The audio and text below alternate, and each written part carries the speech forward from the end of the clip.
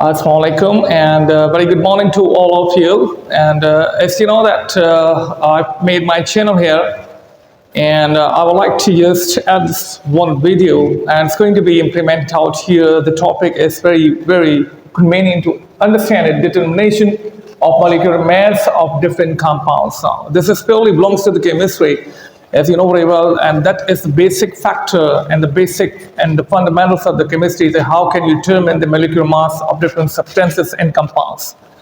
Basically, you should have to know what is atomic mass. Atomic mass is basically the mass of a particular element, right? And you can see that if you talk about the atomic number and atomic mass, they are both are different things. Now, if you just go with the first compound, which is potassium chloride, that is KCl, right?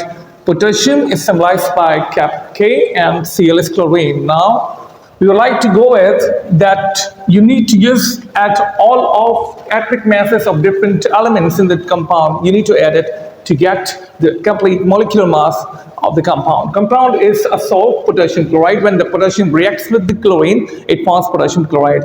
Let me just go on with that. Potassium is the atomic mass of potassium is 39, right?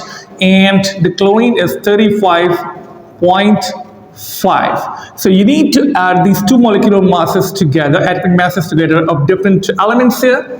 So you should have to know that 74.5 gram is the molecular mass of potassium chloride, which is a salt. What we have done actually, we have done only one thing, that we need to add these two molecular masses of different elements here, and then we need to go through and then get the answer 74.5 grams, which is the molecular mass of potassium chloride. Second compound we have, which is sodium hydroxide. This is base, right? NaOH, right? Sodium hydroxide. So I'm going to put the value here. Sodium is basically 23, oxygen is 6, and hydrogen is 1. There are three elements combined together to form the one compound, sodium hydroxide. We need to add these three values together to find out the molecular mass of sodium hydroxide, which is almost 40. 40 grams is basically the molecular mass of sodium hydroxide, which is a base and a powerful alkali, completely soluble in the water, right? Acid and sodium hydroxide is basically neutralized solution, and we are going to use it in titration or neutralization practicals.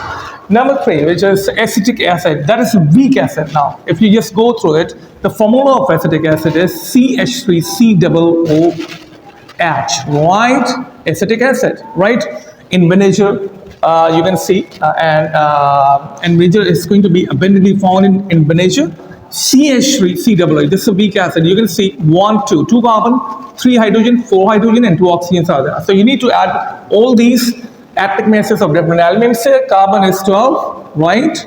Hydrogen is 1 multiplied 3 is equal to carbon, again 12, oxygen 16, then it's oxygen 16, and then 1.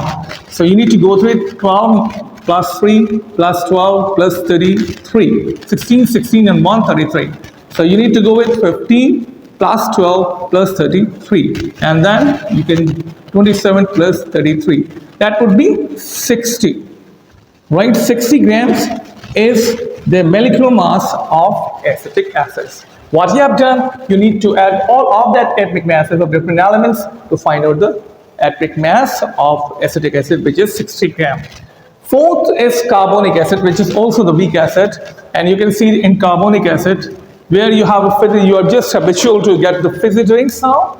You can see there is carbonic acid, which is, if you just react water with the carbon dioxide, forms carbonic acid, right?